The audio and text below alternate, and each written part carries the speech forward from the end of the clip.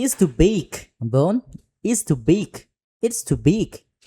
It's too big ឬក៏ It is too big អញ្ចឹងក៏បានដែរអញ្ចឹង clear នេះយើងប្រែថាធំពេកហើយឬក៏វាធំពេកហើយអញ្ចឹងក៏បានដែរណាដល់ពេលយើងឃើញស្អីមួយធំប៉ុណ្ណានៃអញ្ចឹងណាយើងអាចនិយាយបានថា It's too big វាធំពេកហើយឬក៏ធំពេកហើយ one more បងប្អូន one more បើយើងអាននៅរាំងនេះទៅ one more បងប្អូន one more one នឹងប្រែថាមួយ more នឹងប្រែថាច្រើនណាបងប្អូនអញ្ចឹង one more នឹងក៏យើងប្រែថាសុំមួយទៀតឬក៏ថែមមួយទៀតបងប្អូន clear នេះគឺយើងនិយាយខ្មែរថាសុំមួយទៀតឬក៏ថែមមួយទៀតនោះគឺអង់គ្លេសយើងនិយាយបានថា one more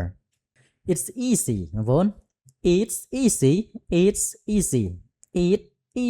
យើងប្រែថាវាស្រួលតើឬក៏វាស្រួលណាស់ឬក៏វាស្រួលតើណាបងប្អូនយើងប្រែឲ្យវាត្រូវទៅគឺវាស្រួលតើឬក៏វាស្រួលណាអង់គ្លេសយើងនិយាយបានថា it's easy ណាបងប្អូន I'm leaving បងប្អូន I'm leaving អង់គ្លេសនេះយើងប្រែថាខ្ញុំទៅហើយណាគឺយើងកំពុងតែទៅលេងមិត្តភក្តិយើងណាស្រាប់តែដល់ពេលយើងចេញទៅយើងនិយាយប្រាប់មិត្តភក្តិយើងថា I'm leaving ខ្ញុំទៅហើយណា I'm leaving ខ្ញុំទៅហើយណាអញ្ចឹង leave មក leaving នឹងមកពីពាក្យថា leave នឹងគឺយើងប្រែថាចេញណាដល់ពេលវាផ្លាស់ផ្សំទៅជាប្រយោគ present continuous ថែម ing ណាបងនេះ ing នេះទៅវាទៅជាពាក្យនេះប្រែថាកំពុងអញ្ចឹងណាប្រយោគនេះគឺគេនិយាយអំឡុងពេលណាដែលយើងកំពុងតែរៀបចំទៅតែម្ដងណាបងប្អូនអញ្ចឹង clear ថា I'm leaving នេះគឺយើងប្រែថាខ្ញុំទៅហើយណា I know បងប្អូន I know ខ្ញុំដឹងហើយអង់គ្លេសនេះ I know នេះយើងប្រែថាខ្ញុំដឹងហើយ no នឹងប្រែថាដឹងប្រែថាស្គាល់អញ្ចឹងក៏បានដែរ I នឹងគឺប្រែថាខ្ញុំឬក៏ប្រែថាអញណាបងបើយើងប្រែថាអញដឹងហើយនឹងក៏បានដែរនៅក្នុងន័យមួយដែលរ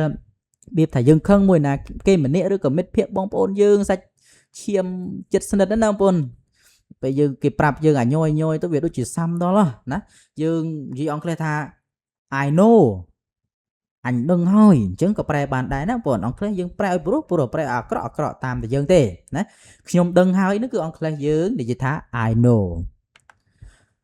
I don't know បង I don't know នឹងយើងប្រែថាអញមិនដឹងទេណាអញ្ចឹងក៏បានដែរ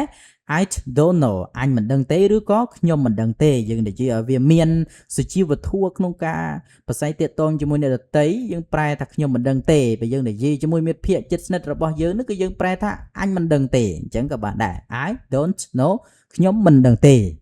It's dark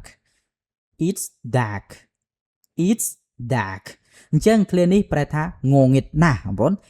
It's dark មកពី it is dark ណា it is dark អញ្ចឹងក៏បានដែរអញ្ចឹងប្រែថាងងឹតណាស់បងប្អូន dark នឹងប្រែថាងងឹតណាងងឹតបងប្អូន I hope so អញ្ចឹងយើងប្រែថា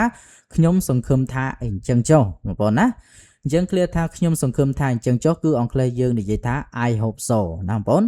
I hope នឹងគឺប្រែថាខ្ញុំសង្ឃឹម hope នឹងប្រែថាសង្ឃឹមណា so នឹងគឺប្រែថាដូច្នេះវាតាមតាដើមហើយនឹងចុងទេបើនៅខាងដើមវាប្រែផ្សេងនៅខាងចុងក៏វាដូចជារបៀបថាវាបច្ចៈនៃឲ្យadjective អីចឹងណាបងប្អូនណែដូចពាក្យនេះអញ្ចឹង